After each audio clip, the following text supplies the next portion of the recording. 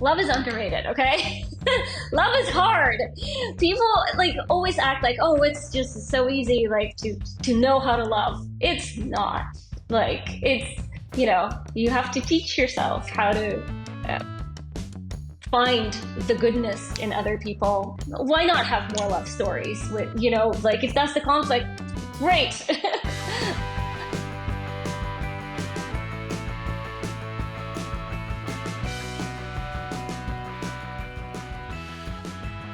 Hello, hello, and welcome to Most Writers Are Fans, the podcast that explores the intersection between writing and fandom. My name is Terry Bartley, and I'm your host.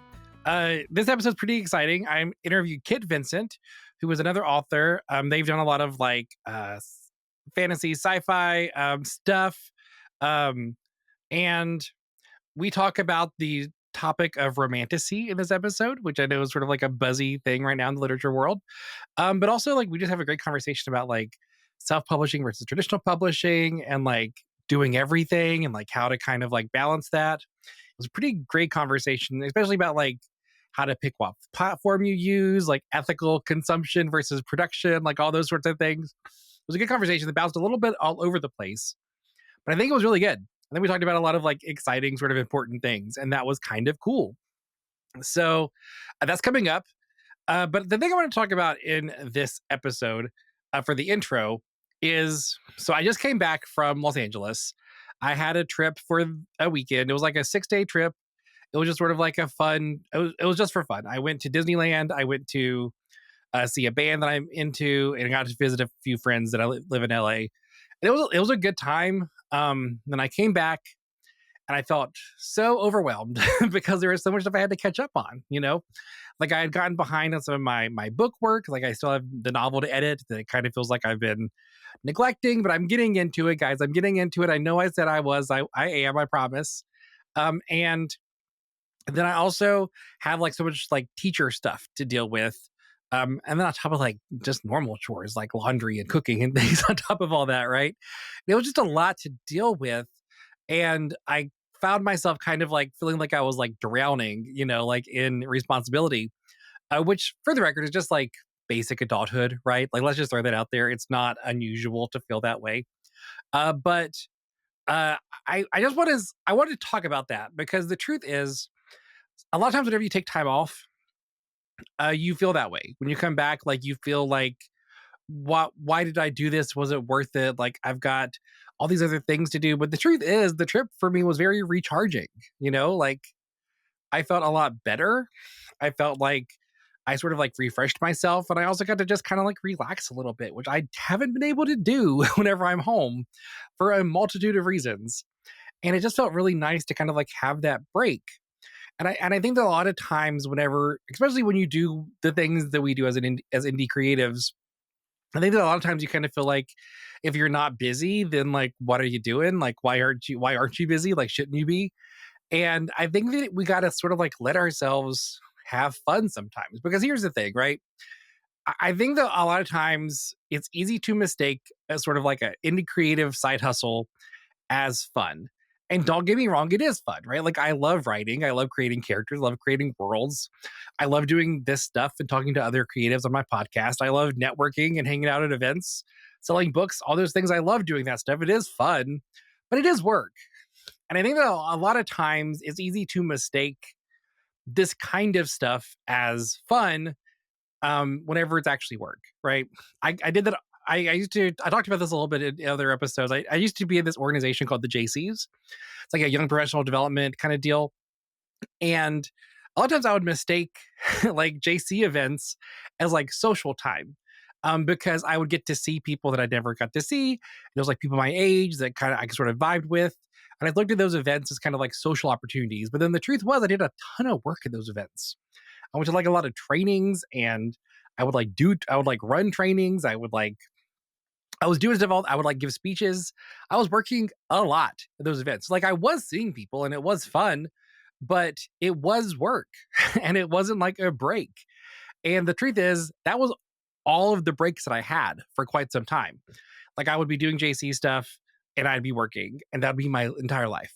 And I think that a lot of times whenever you get caught up in that, where you kind of like mistake that as like your social time or as your break time, but it's actually work, then it's exhausting. And then you start feeling like you're like exhausted and tired all the time. You don't know why, and you can't concentrate when you're trying to work on the things that you want to work on. And it's because you work, and that's all you do is just constantly work. And you don't recognize it as work. So I just want to throw that out there because I think that it's something that, especially when you do this kind of work, like this fun work, um, you don't really think about the fact that you also need to take breaks, like intentionally take actual breaks. And that's what the trip to LA was for me, right? Like I saw a concert, I hung out with friends, I went to Disneyland. I just did things that were just fun. It wasn't research for a show. It wasn't like, me working on things. It wasn't like a retreat to write, because all of those things sound appealing and fun, but they are still work, right? And I think that's something that we have to sort of like remember as we do this stuff. Because, like we talk a lot, like I think that we all kind of like have the mental health language at this point where we say, like, you got to have enough spoons before you can help somebody else, or like you got to sort of like fill um, your time and like give time for yourself and self care. But I think that sometimes it's just like, if your self care is pursuing your passion, then your self care is work, and you need some self care that is not work. So I just want to throw that out there because I think that it's something that's super easy to forget whenever you do this kind of work, because it's fun. Like it is, and like don't mistake, like don't get me wrong, it is fun. And I can recognize it as fun, but it is also work. So like you have to be aware of that, otherwise you're going to kill yourself. Because like I could be recording these episodes every day if I wanted to, and I would have a lot of fun, and I would feel like I was being really productive. But I wouldn't get my novel edited. I wouldn't. I'd be really stuck at work. Like I would feel like I was doing too much, and I wouldn't know what I had to show for it. And I think that that's sort of like the main thing is when you're busy all the time, you kind of feel like you're always working and you don't have anything to show for it, even though like you may have like a book that you made, or you may have a podcast that you've produced or whatever, but you don't see the work doesn't equal, like the amount and concentration of work doesn't equal the output. Like it just physically can't. And I think that that's something kind of like to keep in mind, because you want to be able to feel fulfilled, and you want that fulfillment not to come like at a cost of your own personal well-being. All right, so sort of on that light note, but to make it light, give yourself permission to have fun, and not just in your work. Have fun that is beyond your work, and then you should be good to go. All right, so just hang out for a minute. I'll be right back with Kit Vincent, and we're going to talk about their books and their writing journey. We'll be right back.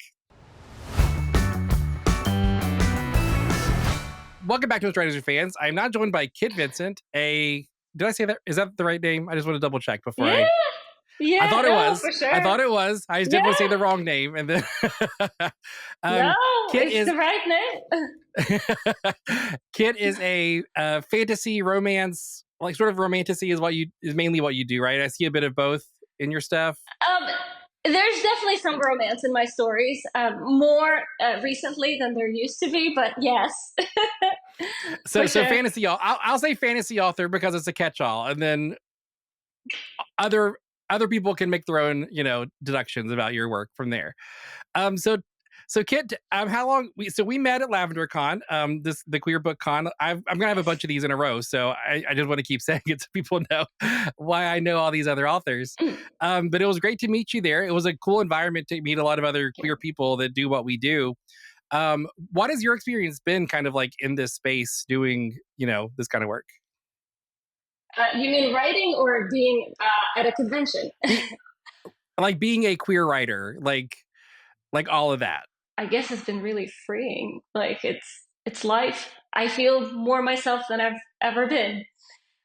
That's why I think probably I used to think that music was my first love, but then once I discovered writing, I realized no, writing is probably the first and only.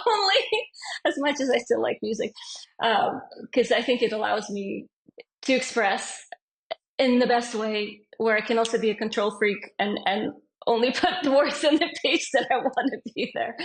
And just be a happy and productive and creative queer person. Yeah, so I love that you sort of said that you thought music was your path for a while, because I've also jumped around a bunch. I think it's a classic ADHD writer thing to do, because I had a number of interests that I sort of chased until I landed on writing as like my thing. Um, when did you sort of like realize like this is the thing I want to do? Like, what's that moment that kind of like clicks in your head? That's like, because there's a difference between people that write stories and people that publish books, right? True. I mean, I didn't really know that I wanted to be a writer. For starters, English is not my first language. So I think in my head there was this mental barrier like, well, how can I possibly write a good story in a language that I did not grow up speaking? And then my two best friends both became published authors. And I was like, well, that sounds really cool, actually. So I'll try fan fiction. How about that? Because fan fiction is the outlet for a lot Yeah, of yeah. people to start with. Right. So And it's a good like gateway into it. yeah. Well, fan fiction lasted for about a month and a half before I realized actually this should be an original story. so, Yeah. so it became my first finished book, actually, and then I tried to query it, and it got rejected by everybody under the sun. And then I was really miserable, so I tried again, and I wrote another one. And I thought, this is like this should really do it. This will be loved. And it also got rejected by everybody under the sun. And that's when I realized that I'm for sure doing this just out of spite. That this is my thing. I'm going to do it until I do it. And actually, like the one book that kind of made me realize that I'm in it for life is Us, Etc., which is the previous book that I published, or my latest book rather that I published, and it is actually loved by people. So I was right. So did you ultimately get an agent and do the trad pub thing, or? No, I did not. Not yet, anyway. But I'm doing pretty well as an indie, and I kind of sort of decided that this will allow me to do things that I want to do without asking for permission. I hopped around in genres a little bit. Like my first book was a fantasy, my second is a sci-fi, and now I'm writing, or rather, my next one is a vampire paranormal, dark academia. So I kind of figured that I will work on establishing a readership and, wooing the readers with my stories first before I try for traditional again, if I do. Because that way I can experiment and write whatever I like. And also the readers will be ultimately the judges of my work, as opposed to trying to convince the industry to give me a chance. I felt like, kind of wasted a lot of my time on it in the beginning, as opposed to trying to figure out, okay, how do I write something that people will like, that they want? Because we all know the industry is not super great about representation and queer books. I mean, they've definitely made strides in recent years, but I also started in 2018, and like, while 5 years doesn't seem like that long of a time, it has been huge. Leaps and for bounds queer have books. changed. Yeah. Yeah, in terms of representation, for sure, 5 years has been like, it's an era. So yeah, that's what I'm doing. So the reason I tried to ask specifically is I don't want to make presumptions about whether you're trad or self pub until somebody identifies as such, because not that I think it makes much of a difference, truly, because I'm a self published author, and I know plenty of people who are successful doing, and I know people who are hybrid that do both, and I think that it's becoming more. I think that we as authors are becoming more accepting of it. I don't know how the industry as a whole is, but I think that readers and authors are starting to become more accustomed to the idea of self-pub. But I was very much into it because of the thing you talked about, like the sending things to agents, getting rejections after rejection. And it's just like, this is like a unique form of torture that they only induce on authors. And I just felt like, I don't know what the point of this is. Like, I don't know why. I've used this example before, but I remember reading somewhere that Stephanie Meyer's, whenever she sent Twilight, the first agent she sent it to liked it. The first publisher that they sent it to liked it. That's so insane. Because it's not that Twilight is this amazing book, because for not to criticize Stephanie Meyer, but like Mhm. we know what it is, right? And Yeah. it's just lucky. It's just so lucky that she landed the people that liked it. So it's like I don't want to play the lottery on my life, you know? Yeah, there's definitely, I think a lot of it is not fair or merit based whatsoever. And yeah, you're trying to convince. Also, okay, it used to be people queried like sending physical manuscripts, you know. Nowadays, everybody's doing emails. And so these agents get like hundreds a day, and everybody is already really busy and trying to do their job, but also like they have to notice your book in their pile and open it and read it. And that's kind of a lot to ask of a stranger, you know what I mean? So, I mean, I don't like they're already like prejudiced against queer books to begin with, you know, and then also on top of that, we're like, hey, but do give me a fair shot, you know, when you're looking for a needle in a haystack. It's tough. Yeah, a lot of it is luck and hard. But you know, the good thing is these days we have so many other avenues of reaching the readers directly and marketing our own books. Like a lot of it is much more open, and like the industry I think is like slowly shifting. Also, the amount of books that get picked up for traditional publishing because they made it big on TikTok is, you know, there's a lot of that too these days. So there's so many paths. I The industry might be slow, but I think people are like, to the person, if you put the book in front of them, they don't really care if it's an indie necessarily. You know, like if it looks good, the writing's good, they'll give it a shot. You know, you just have to put it in front of them, which is obviously where the most work is to find a way to do that. Yeah, and it is just one of those things where I think the industry just has to catch up. Like I remember I was trying to apply for one of those like sci-fi fantasy guild things, and Mm-hmm. the requirements were like you had to make like this many like thousands of dollars as a self-published author, or have one traditionally published book. And it's like, are you kidding me? Yeah, as though traditionally published books make thousands of dollars. I mean, like they, Or as though you're more what did it? credible as an author because one person Yeah, but said, but I like isn't you, that you like, know? yeah, but that's like so unfair though, because like, okay, if we're comparing money, I mean, the advances for trad books are really low since Yeah. the pandemic. I think not like not that long ago, someone said like the average is $2,500.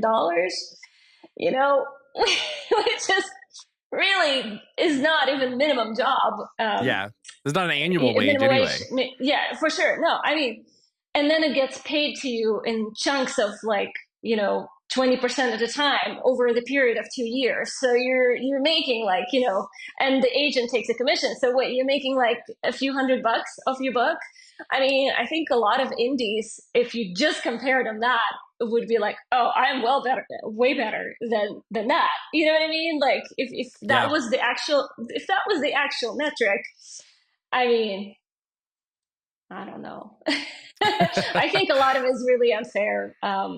There's definitely like the industry being like, oh, you're only valid as an indie if you make a lot of money, but if you're trad, it's okay to just put out a book and you're fine. You know what Yeah. I mean? Like, If you've no, released it's one not book in fair. your lifetime, then you're Yeah, as credible as, you know, yeah, Travis Baldree, who sold tons of copies of Legends and Lattes before he became yeah, trad. It's yeah, just yeah, wild. yeah. Yeah, and I do kind of feel like r- publishing, like writing specifically, like literature, is sort of like the last frontier of like creatives trying to make it in an equivalent way to like traditionally people, because like I think that you look at things like TV writing with all the streaming services, and it kind of seems like at first it was like, oh wow, there's so many different options, people can make it now. But it seems like we've just gotten more gatekeepers and more people to kind of like block writers from really like breaking in, or and the same thing for like music, because things like, like the streaming services have all kind of like monopolized it. And I feel like it's a matter of time, frankly, with publishing, because you see how much of a grip that Amazon has on things right now. And I sort of like, have you thought about this? Have you thought about like, is it a matter of time until I can no longer? I did think that. Well, I think about a lot of things that keep me up at night.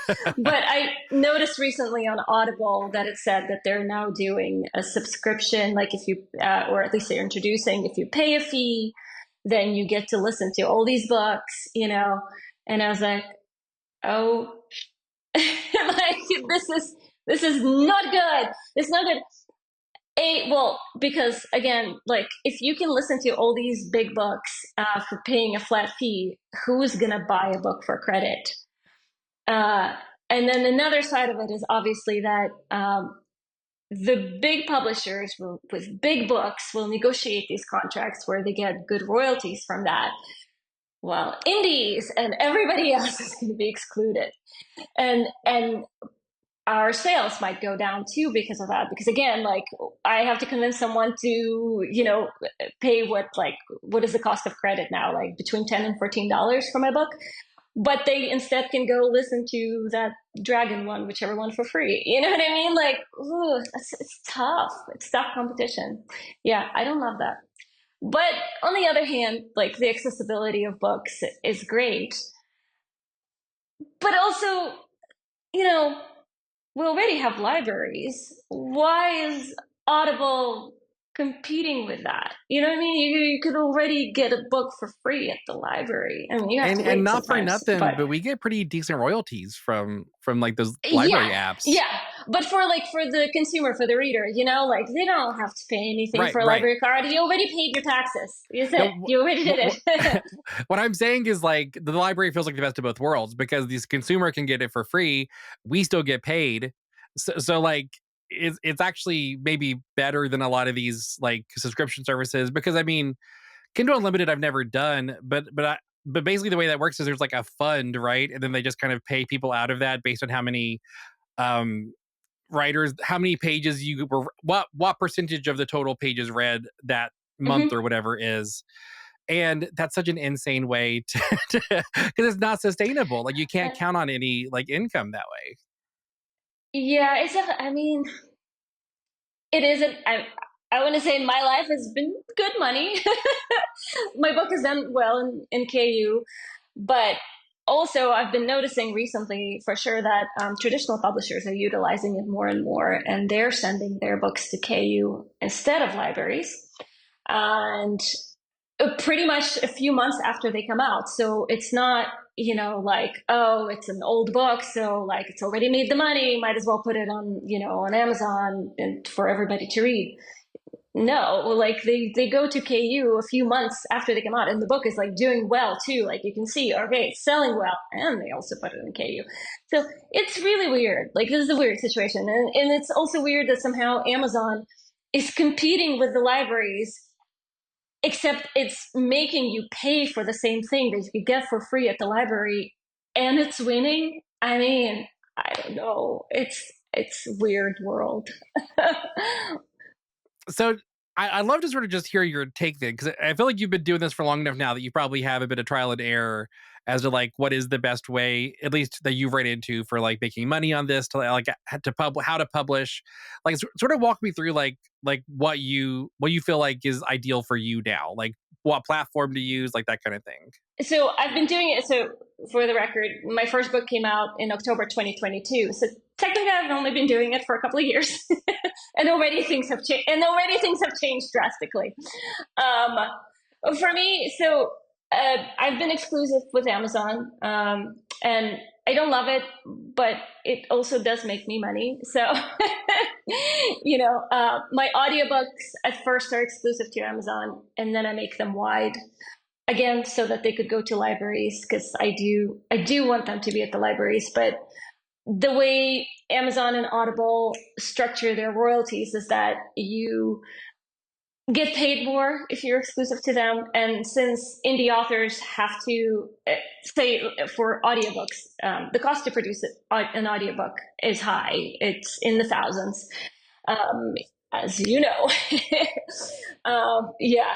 So and you are fronting that cost as an indie author. It's not a company, it's you have to pay the narrator. And so when you put an audiobook on Audible, your royalty is 40%, um, which, which is really low. even like in my case, it evened out to like $3 or $4 per purchase. So like that's how much I made. So it takes like 1,000 copies that I have to sell before I make back, the amount of money. So kind of have to stay exclusive with Audible for that reason, because if you're not exclusive, the royalty drops to 25, which then becomes really that much harder to make money back. So being exclusive has worked for me, but I am also trying to branch out because I do want my books to be in the libraries. But yeah, money wise, it's harder. And I don't know, some indie authors succeed at being wide. I don't know how they do it. It's such a hard thing because I think that as like a conscious consumer and as a producer, like I want to not like support Amazon and everything they do, but also it's like, but I can't make 25% per, like that's so Yeah. low, and they know they're doing it. Like they know that they're Yeah. doing it so they can monopolize the industry. And it's like, Yeah. but how much can we give in but still like survive? And I don't know that we I don't know that I we mean, can. unfortunately, we literally can't fight it. I mean, like you're an ant compared to a huge Yeah. conglomerate. You know what I mean? Like you can't. Like this is the rules, and apparently the rules are for everybody. I guess Brandon Sanderson like said, when he released whichever and put it wide because he didn't love that Amazon only gave 40% royalty. Um, but the rest of us who do not have millions of fans yet cannot really stick it out to Amazon in the same way, especially when, I think it's unfair to ask authors to carry the burden of fighting for, we're already fighting for representation in books by, going the hard route of writing queer books, we also have to pay for the whole thing. And apparently we also have to stick it out to Amazon. I mean, it's like the situation where you can only pick two and and not the whole all three. Like it's just like you can't. It's unrealistic, unfortunately. I mean, that's reality. Again, some people succeed at being wide and, props to them. I applaud, but I don't yet know how to do that. Yeah, and the thing that I always worry, and this is just like from me author perspective, is like I worry that if I build a following somewhere like KU or like with Audible or whatever, that maybe they wouldn't follow me if I went wide afterwards because they'd have to pay more, right, to then consume my books like somewhere else. And it's a back of my head thing, but then it's like, and two, I think that I remember I read a story a couple days ago about how like freshmen in college have no long like a vast majority of them haven't read like a full book Oh, I ever. saw that. I saw that. And That was terrifying. so then is Yeah. the idea of like that also our market share is becoming smaller and smaller because it's just not culturally like a thing people are doing. I don't know if that was always a thing because I mean I didn't start reading until after high school, um, but so I don't know if that was always a thing or if it's just it is growing because I mean it is true that our attention spans are getting shorter. Like that's an Yes. obvious thing that's happening. Yeah. Also, I mean, obviously, there's a lot of content to compete with. Everybody is now on their phones, and you get more instant gratification from, a TikTok video than from a book. Because a book you have to invest hours in order to feel things. Like you have to sit down somewhere quiet. You have to sit down, which is also a lot to ask. But I don't know. I'm like I don't want to be so pessimistic on readers because like go on social media. There's a lot of people out there who are reading a ton. I want to say like the fact that we have audiobooks is amazing because I mean I read like between 40 and 50 books a year in addition to writing and publishing and also having a full-time job. So audiobooks is what allows me to read, and so there's still ways. I think a lot of it, yeah, is cultural, and especially like I don't know, kids in school who don't read. Maybe I don't know. I maybe we're giving them too much homework or something. I don't know that they don't have time. I honestly don't know. Maybe like you were a teacher, so like what. Why are kids not reading? Are they too overloaded, or are they? I don't know. I do wonder if and for the record, the article did mention this thing that like everybody kind of thinks that the next generation is a little less complex in their understanding of things than they were. But I will say, my kids are reading The Great Gatsby right now. Like that's what my 11th graders are reading, and I've noticed that a number of them are really struggling with comprehending it. And I think that some of it is that, the way that Fitzgerald writes is like stream of consciousness. So like it is a little harder to follow, right, than your typical like straight narrative. But also like it's not impossible to follow.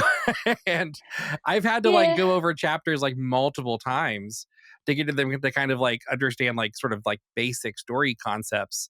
And I don't know if that's because like I'm a relatively new teacher. Like this is like my fourth year. So like I've not seen a lot of different generations pass through. So I don't know if it's really different, but I do know that it's hard. I know that it's harder. And I don't know if that's always been the case because I feel like whenever I read things in high school, I maybe didn't always do the readings, but if the teacher talked about it in class, I still understood what they said, you know? yeah, And it's hard for me that I have to keep repeating like the same things over and over again about like who the characters are. You know what I mean? Like just really yeah, basic yeah. concepts. And it's like I don't understand like where this disconnect is. I mean, the older books for sure, like the language has changed. It's harder to follow and be invested in them. Even, like we read a fair amount and it's still hard. I had to do a lot of research for this vampire book that I'm releasing because I wrote into it that one of the main characters is a professor of Gothic literature in college. And obviously, I had to write him in such a way that it sounds Yeah. like he knows what he's talking about. So I had to know what he's talking about. And I tried to read, or at least like read some of the Gothic works, from like 18th century, and they're hard. like, Yeah, I taught Frankenstein last year, and Frankenstein is not an easy read. It's it's no, pretty no, complicated.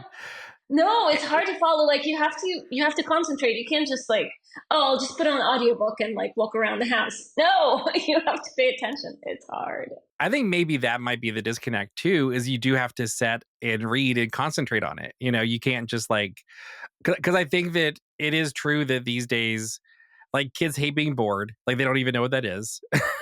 Like if they're bored for more than 10 seconds, they're like, what is this feeling? I don't know what this is. Um, because they always have like a phone to go to. So I think it is something with like our brains are just kind of broken because of smartphones. Yeah. And Oh, for sure. It's the bane of our existence, I think, because we always feel like we have to fill space with something, and it feels wrong if it's not filled with something. Like it's just get like all these anxiety thoughts. At least I do. Like if I'm not doing something, okay, something's not right. Something's happening. I have to do something in order to get away from these thoughts. And yeah, I yeah. think being on social media only makes it worse. so I don't know. Yeah. I really don't know how to get out of that.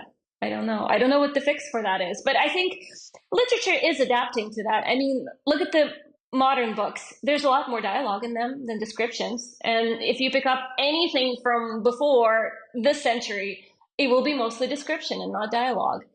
So I think we're adapting. We're trying to keep people invested. Yeah, and like my book, whenever I put it on NetGalley, I had people say things like this feels like a middle grade book, which felt like they're trying to be insulting by saying that. But I feel like I wrote it as something that was easy to read. Like it's just not complicated to read. But that doesn't mean that it's like simple. like I have some things to say about middle grade. My best friend author is a middle grade author, James Bird, and I think all the art stuff goes to middle grade. Like the books that are like deep, they all go to middle grade. So when people say this is like middle grade, they don't know what they're talking about. like commercial stuff for a while went to YA, but like the deep stuff for kids that will make them think all went to middle grade. So it's totally unfair comparison. Also, I want to say like middle grade, I actually appreciate that they go for something that is understandable. And in fact, I always ask my friend to go over my manuscript and cut off all the stuff that makes sentences too complicated or too convoluted or difficult to understand. because middle grade authors, they have that, like they have a skill of like, okay, how do I make it so that someone can read it and understand what's happening and not get tripped over words. So I respect middle grade. Well, and true, I think that there's this thing that like really smart people like to look at things that are popular and say this is bad because it's like something that's popular.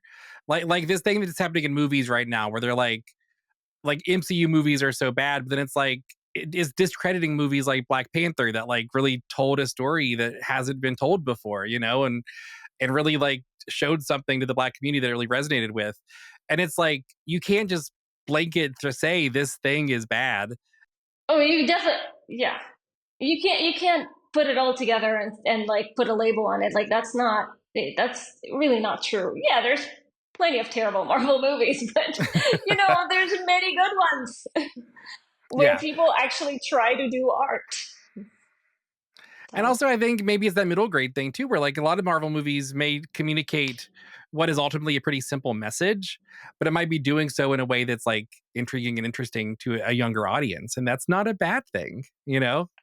I, again, as I said, I think middle grade, open any book and it's like deep and drama and like most of them, especially if it has an animal, that's it. You're going to be crying. You're going to be crying for most of the book. I guarantee you. Like the emotions, it's all intense. So people who like say middle grade is, they don't know what they're talking about. They probably have not actually read a middle grade book. All right. Well, I feel like we came full circle and started deciding that the criticisms were unfair and things that are simpler are actually good. So I think that's a good place to leave it. Sure. I don't know if that's what we established, but okay. Well, I think they were saying that it's not bad if it's simple. That it's not bad if something is simple, and it's also not. That's just because here's the thing: like Frankenstein is good. There were so many sentences that I read in Frankenstein that I was like, you could have said this in like 5 less Shorter. words. Yeah, shorter. You didn't need to. Shorter. Again, I mean, like, it's So I all. think that that's the other thing that we're saying is like it doesn't need to be overly complicated, you know? No, it's all evolution of writing. And then you take Hemingway, who was like famously tried to be as precise and concise and to the point as possible. So there's Yeah. different approaches. All right, so we're gonna take a quick break. When we come back, we're gonna talk about the genre of romantasy.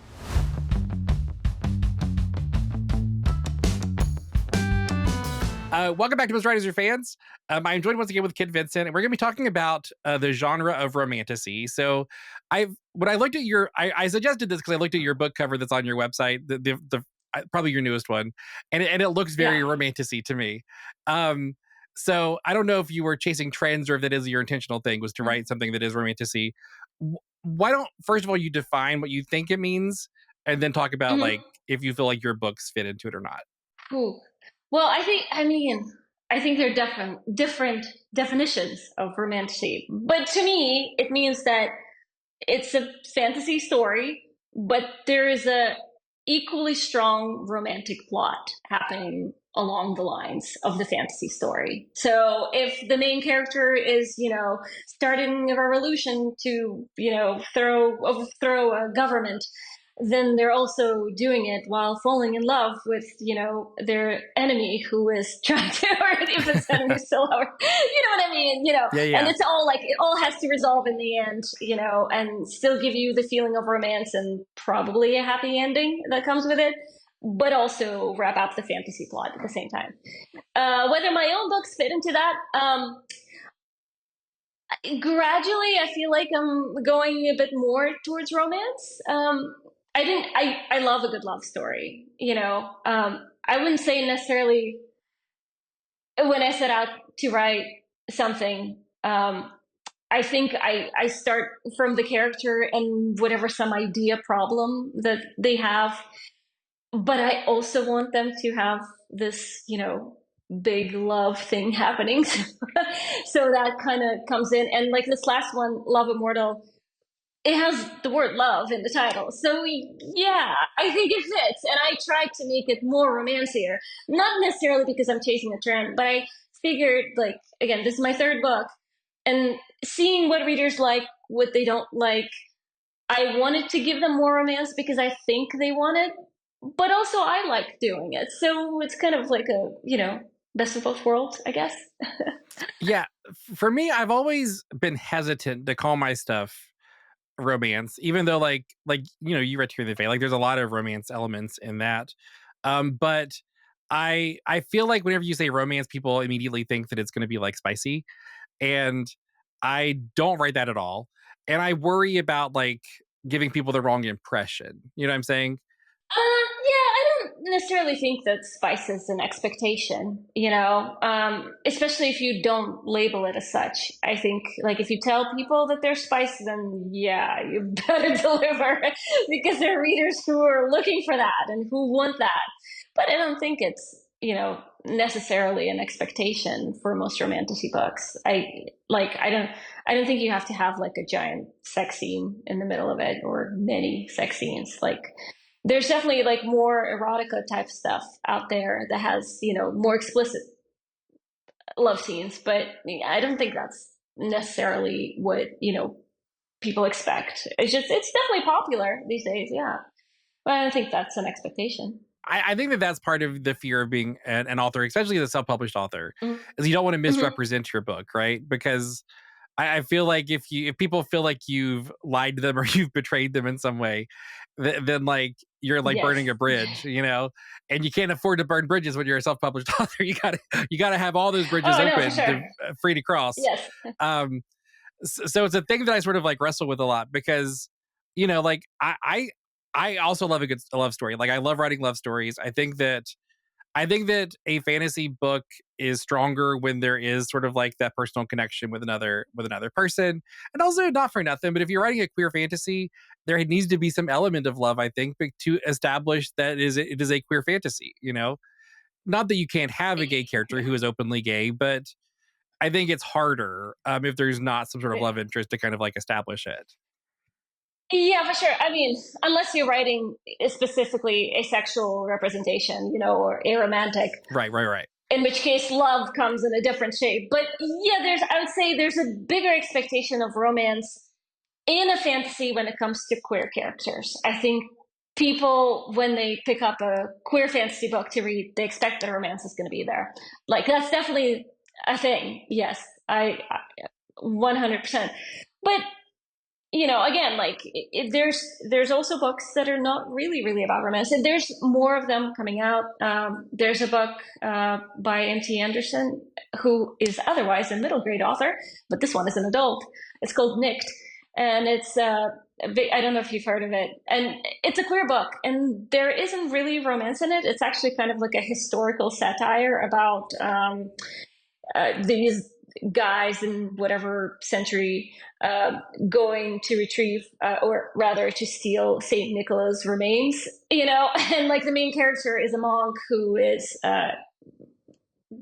gay but doesn't quite realize it because he's a monk, and so therefore abstinence. But it's a queer book, but it's a fantasy, but there's no real romance in it. It's kind of like very subtle, and I actually appreciate it for that. So I kind of hope that there's more books like that out there, because it shouldn't all be about romance, but I also like my romance. So Yeah, and I guess too, as a queer audience member, like we've been burnt before. You know what I mean? Like things like a Legend of Korra, where like they at the end Asami and Korra walk into the portal together, but it's like that's it. That's all we get. Instead of getting like throughout the season, some hints of it at least. And so I think that there's some element of like you want to establish the romance early on so that it can exist and just sort of like be, because we've not. And I think part of it is just like writing. Like I try to write the books that I would want to read, right? The books that I would have liked to have had in the world whenever I go to buy books. And I think that that's part of it, is like there's just not enough of that. well, I know, like, romance specifically, what I'm learning as an author is actually trying to add more of it in a way that is more straightforward, in a way. Because, so okay, I grew up pretty much, as you probably have, without queer books because there were none at the time, and my outlet was manga. And manga, while there's a lot of queer characters. Like I really liked Clamp. Like for people who are watching, listening, if you know who Clamp are, like they were making queer characters happen in fantasy since late 1980s. So like I think all of their titles feature queer characters of some sort, and they're also incredibly popular. But I think from there, because it's Japanese media and Japanese, when they write romance, they don't write it like Americans do, or Westerners even. They don't. Usually, characters don't say "I love you" and declare their feelings. They usually like declare their feelings by saying something like, "I will follow you to death." And I will sacrifice my everything for you. Like, here, I'll chop my arm off to show you I love you. That kind of stuff. So yeah. I think I am very much influenced in terms of romance. Like, okay, this is how you say I love you to someone. You like, gouge your eye out. Yeah. So, but you don't necessarily make big declarations. And so I'm kind of like learning, okay, like when people read romance, they want it to be more on the page of, like sweet nothings type of stuff instead of just, gory body parts. But yeah, it's all a journey. So yeah, I think that's interesting because that's basically Sam and Frodo, right? I'll follow you to the ends of the earth. It's very coded, it's hard not to see some romance in there. You know what I mean? Like yeah. But on the other hand, he was deeply Christian, so I don't know. I mean, plenty of people, especially in his time, may have had some queer baggage that they just didn't know existed. So that's fully possible. I mean, there's so many queer authors, queer works that are not even perceived as such, because we're only now starting to talk about them in such a way, and also because at the time, like the authors would have been persecuted for writing something so openly or being openly queer. There's actually a big part of my book that's coming out, Love Immortal, because the main character, this kid, he wants to work in book conservation, and he specifically wants to make sure that queer writing is preserved as it's supposed to be, and not just books, but also letters of queer authors, from back in the day, so that they're not destroyed. Because one of the reasons why I wanted to write it is, I stumbled on this post, maybe on X, back when I was still on it, when I think someone was saying that Chopin, who's a famous composer and pianist, virtuoso pianist, that when they archived his letters, the archivist made sure to change the pronouns in them so you wouldn't know that he had a lover who was male. And I remember thinking, they even got Chopin. Like, what is wrong with you? And being just so angry about it. And so, like, this kind of went into my book, and like this one of the like bigger items in my book is like trying to preserve this knowledge and the books and the written word, and making sure that queerness is not erased from the space. And I think you bring up a good point, though, because like there are like queer history, like there could be so much more of it that we just don't know exists, right? Because a number of like historians, but then also like people that were from the estate, so like children or like spouses, would like burn letters that would like imply same-sex romance of some kind, and it's just things that we just don't have anymore. And it is kind of like sad, and it's also why whenever conservatives will say things like, well, where did these people come from? It's like, well, you destroyed us is why we weren't like we were there, you just didn't let us show ourselves. Yeah, we've always been there. It's just people have been working on erasing us from history for hundreds of years. So it's not new. I know, like, you like to say, oh, this new fashion of being transgender. It is not new.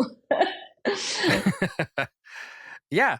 I Yeah. just think it's so like it's infuriating to think about, right? But at the same time, it's just kind of like acknowledging that there is so much that we don't know. That's why I love things like alternate universe, like Jane Austen kind of books and things Mhm. where they Oh explore yeah. same sex stuff because like that probably fully existed. They just weren't allowed Yeah. to talk about it, you know? Yeah. Weren't her letters burned too? Like, I think her family, I think, burned her Yeah, letters as yeah. well as she died. That's why the show on Apple TV Plus is very queer because it's something that could be possible, which is cool that creators can do that on TV shows now and portray them in such a way that you know shows what could have happened. It very well could have been. Yeah. And I think as writers, it is an interesting thing to think about because, like part of it feels like a bit of an idolized world because like I don't want to write a fantasy world where that has occurred, right? Because I don't love living in the world that we live in now where it has occurred. And but then at the same time, like I wrestle with this a lot when it comes to like trying to provide conflict in my world because like most of what I know of like societal conflict is some form of oppression, right? Like various forms of oppression. So it's like how much of that do you want to put in your stuff? Like have you thought about this kind of stuff because you also write, a lot of fantasy sci-fi. I do. And I know it's hard. Like, how do you cherry pick which impressions to include? I know. Yeah. I mean, I don't love writing racism or homophobia, but some of it, when you put it in some kind of historical context, you almost kind of have to. Like this new book, Love Immortal, is set in the 1980s. So yes, there is racism, homophobia. Like I mean, it would not be realistic if I didn't include that. But like my first book, Of Feathers and Thorns, that is a fantasy alternative early 1900s. So there's none. People just exist, and that was a conscious choice. That's what I wanted to do, and I could justify it, you know, by saying, well, this is really, really a fantasy, so it's okay to cherry pick. There are other problems in the world, you know. So, yeah, I mean, but it's hard how do you make it realistic, but also write things that don't make you want to vomit every day, you know. Right. And I think it's like, you think about like fairy tales, right? Because that's like the good versus evil Mhm. like the very basic good Mhm. versus evil. Like Mhm. the evil queen in Snow White just hated Snow White because she was pretty. Like that Mhm. exists in the world, but it can only go so far, right? Like it's hard to make that a main villain of like a fantasy series or something because like unless Yeah. Snow White is just really, really great at persevering, then like it's hard to keep that struggle to go on, and so I think that like you almost feel like you have to include some form of oppression because whenever I think of like true evil that exists in our world, I think of that like structural oppression that because I think what's so evil is when people don't even see that it exists, right? Like people that are Yeah. participating in it without even necessarily knowing that they're doing it. And I think that that's sort of like what is especially hard. Like I always think of like Judge Yeah. Frollo in Hunchback of Notre Dame as like one of the most purest evil I characters because he was I just don't actually wildly know what that racist. is. Well, okay. I don't. I haven't. I don't. I don't know that. Um, but yeah, I mean, I think obviously, when we write books, even though they're fantasy, they are a reflection of the world around us and what we think of the world. So yes, you want to have a conflict because you also, like in real life, want to have it resolved. So you put it on the page and try to resolve it over there. So yeah, you kind of have to include some. But I mean, like you're a writer, you're the god of that universe. You can pick whatever you want, as long as you can convince the reader that it makes sense. Yeah, and two, I think that when you're a fantasy sci-fi writer, you can always say, "Well, this racism was against like elves or orcs or whatever. It wasn't against real races," which is a bit of a cop out. But it's like a thing you can do, like in Fallout where they're always like the synths are the people that they're racist against. Like androids aren't people that exist in our world, but it can still parallel like real racism that exists. It's one of those things. It's like Like that's why X-Men is so good, right? Because it basically is the struggle of oppression, but at the same time mutants aren't real. So whenever they attack them, it's not actually offensive to anybody personally. But then, like I said, is that a cop out or is that good? I don't know. I'm just a writer. What do I I know? mean, no, well, I mean, I don't think it's a cop out necessarily. Again, like if you're delving into issues and solving problems, on page, I don't think it's a cop out. It's a story, It's your way of telling it. And I think people who read it will find the parallels to the world in it, like you gotta trust that your readers have, processing power and brain. Yeah. They'll figure it out. Well, and I think that is part of the struggle too. Is like I remember when one of my test readers read my novel that's not out yet. They said like all of my characters were like good people, and they were like, I don't know that I like this. Like it feels like there should be more flaws, and it's like, well, they are flawed. They're like they have a lot of insecurities that they're like dealing with, and that's sort of like their personal conflict. Um, because I'm not interested in writing a bunch of evil people as my main characters, like a lot of like mean, dickish people. Like I don't want to write that, and it's one of those like I get that criticism, but at the same time, like I want my main characters to all be generally good people, redeemable. I mean, it's also hard to write evil characters. I mean, like as an author, you like a reader would read a scene and it takes them what, a few minutes, and for you to write that takes weeks, possibly months, where you have to be in the skin of that person who is possibly committed like heinous act, and you're in it and you're feeling, so it's hard because you have to process it as an author for a long time. So I can understand why you'd want to write good people. But again, I think that's people like cozy these days, and I think that's kind of what they want. They don't want like a huge amount of conflict. I mean, it's a popular thing. Maybe you're not labeling your story right. Yeah. Well, and two, I think it's back to the idea of like, I think that's why romance is maybe is so compelling in fantasy now, because it does allow for conflict in a way that feels more personal. That's not necessarily like world changing, right? Because like two people coming together, if their conflict is, well, won't they? That's a different conflict that isn't like that doesn't have to deal with depression, Mm. I mean, I also think people just want to experience love, and if they find it on the page and it makes them happy, I think love is underrated. Okay. Love is hard. People like always act like, oh, it's just so easy like to know how to love. It's not. Yeah. Like it's, you have to teach yourself how to uh, find the goodness in other people, and how to be humble about it, and whatever you expect in return. So I don't know. I think why not have more love stories with, like if that's the Yeah. conflict, great. Well, and two, not to get too philosophical, but I think it's worth mentioning as for other authors that might be listening to this, try to think about this kind of stuff. I think that you're right. Like it is hard to learn how to love and also like what love is, because sometimes like I think that we might show love by being in service of others, like whether that's a job, whether that's volunteering, whatever, and maybe you're not realizing that you're not showing love to yourself by giving so much of yourself away. And I think that that's also like a way that we don't always recognize love in society, is in, and then once you love yourself, then you can begin to actually understand what that means to other people, because sometimes if you've never experienced it, how can you? Yeah.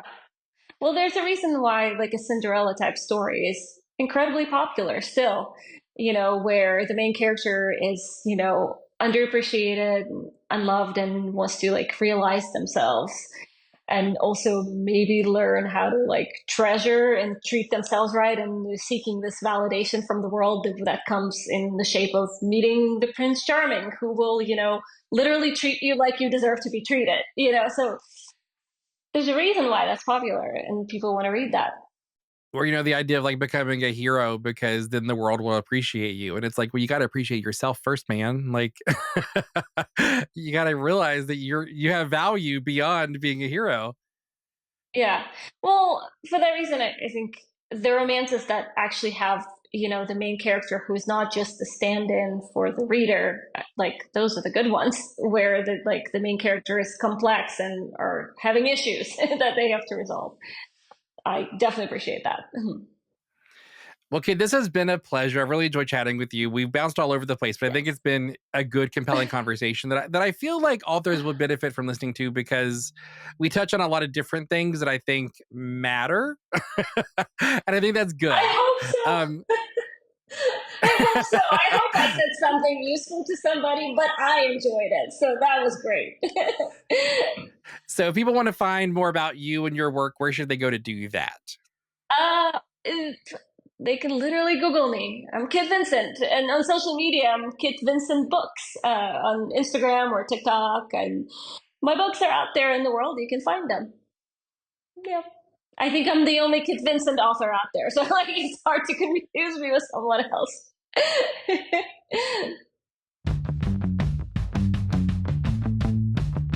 Most Writers Are Fans is a Starlight King production. Special thanks to our guest, Kit Vincent. The audio and video for this episode of Most Writers Are Fans is edited by Brad Russell. If you didn't know there was video, Most Writers Are Fans has video episodes now. They can be found on YouTube and Spotify. If you'd like to support the podcast, please rate and review it. Also make sure to subscribe so you never miss an episode. If you'd like to send a message or record a voice message, please visit the Spotify page for this show. Links for this and all additional information about Terry Bartley can be found on terrybartley.com. You can also email us at press@starlightkingpress.com. Thank you for listening, and until next time, don't be afraid to tell your story.